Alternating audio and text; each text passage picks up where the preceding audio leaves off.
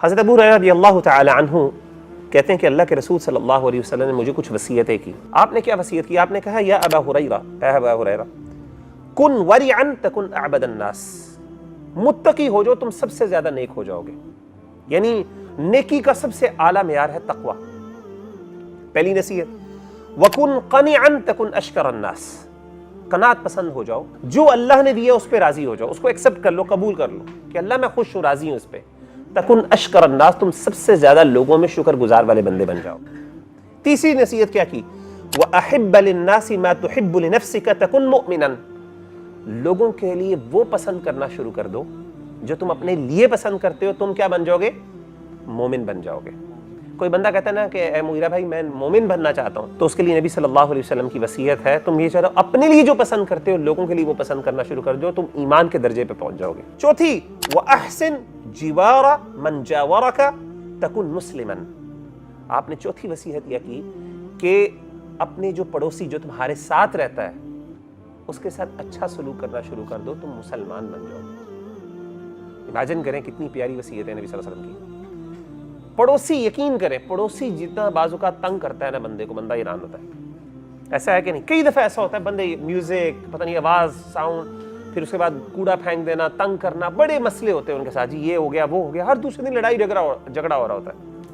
اسی لیے خاص طور پہ نبی صلی اللہ علیہ وسلم، اور کئی دفعہ تو اتنے زیادہ ہم انڈیفرنٹ ہو جاتے ہیں، یعنی ہم بعض اوقات ہمیں پتہ ہی نہیں چلتا کہ ہمارے ساتھ کون بندہ ہوتا ہے. اکثر لوگوں کو کئی سال گزار لیتے ہیں، پتہ نہیں ہوتا ساتھ والی گھر میں کون لوگ رہ رہے ہیں. جو تمہارے ساتھ پڑوسی ہے، جو پڑوس میں رہنے والے ہیں، ان کے ساتھ اچھا سلوک کرو، تم مسلمان بن جاؤ گے. اور پانچویں وصیت کیا کی؟ وَأَقِلَّ الضِّحْكَ فَإِنَّ كَثْرَةَ الضِّحْكِ تُمِيتُ الْقَلْبَ، کم ہنسا کرو. کیوں؟ زیادہ ہنسنا جو ہے وہ انسان کے دل کو مردہ کر دیتا ہے، وہ تمہارے دلوں کو مردہ کر دے گا.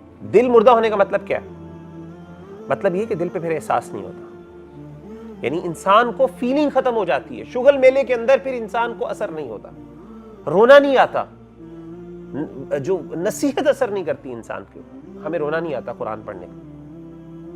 ہونا کیا چاہیے کہ قرآن جب آپ پڑھیں انسان کو رونا آنا چاہیے، اثر ہونا چاہیے دل پہ. ایسا ہے کہ نہیں؟ کہتے رونا نہیں آتا. اسی طریقے سے دعا مانگتے ہیں، آیات سنتے ہیں جہنم کی عذاب کی، رونا نہیں آتا، لگتا فیلنگ ہی نہیں ہوتی دل پہ. حالانکہ ہونا کیا چاہیے کہ مومنون کے سامنے جب اللہ کا ذکر کیا جاتا ہے ان کے دل ڈر جاتے ہیں. وَإِذَا تُلِيَتْ عَلَيْهِمْ آيَاتُهُ زَادَتْهُمْ ایمانا، اللہ کی آیتیں پڑھی جاتی ہیں ان کا ایمان بڑھ جاتا ہے.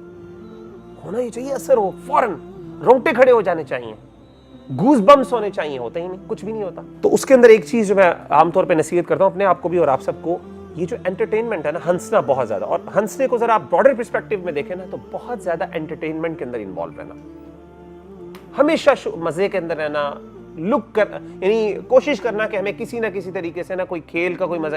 فیسٹیولز آپ دیکھیں کہ ہماری پوری قوم اس چیز کے پیچھے لگی ہوئی کہ کوئی نہ کوئی مزے کا موقع ملے، کوئی فیسٹیول کا موقع ملے، کوئی یعنی عیاشی کرنے کا موقع ملے. ہماری پوری قوم، ہم سب اس کام پہ لگے ہوئے ہیں، اس چیز کو پسند کیا جاتا ہے.